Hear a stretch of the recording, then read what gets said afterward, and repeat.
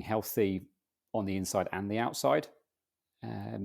And yeah, I don't see it any more than that. You know, everyone has a view on physical activity.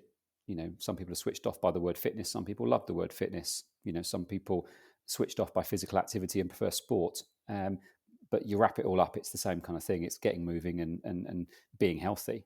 So I think for me, yeah, feeling good, looking good, you know, both on the inside and the outside. To understand that sometimes standing your ground, following your gut, being confident in your own decision is crucial. And there were other things that I picked up from her. She had time for everyone. You know, she was a great listener, and I think an out of the box thinker way before thinking outside the box was even a phrase that was kind of talked around. That there was always a way of improving something. There was always a way of doing something differently. And yeah, I think she was someone that, you know, I've always looked up to, and I think set me off with the way that I've done things from that point forwards.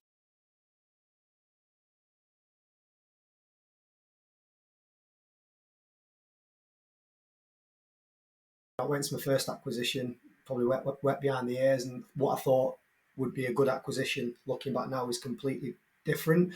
So for us, we look for a few things. We look for, number one, is the owner removed from the day-to-day operations?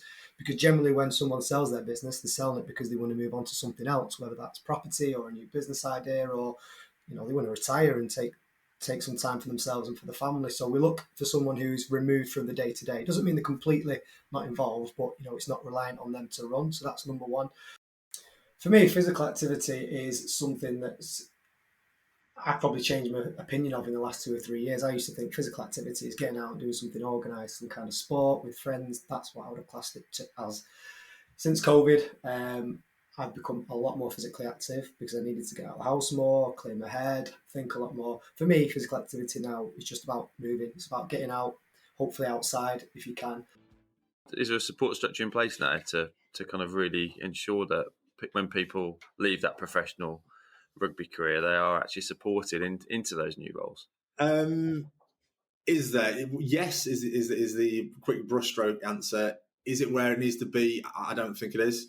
You know, obviously my experience is very different. I slipped through the net, so the RPA are meant to have an alumni when you retire. Somehow I dropped through that net and went to the wilderness.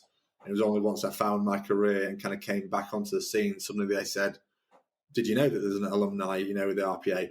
Clive Woodward was one of the ones that was stood out, and I think he was a general overall leader where he led the coaches who led us, kind of thing, and he installed ethoses and that kind of stuff in through the team.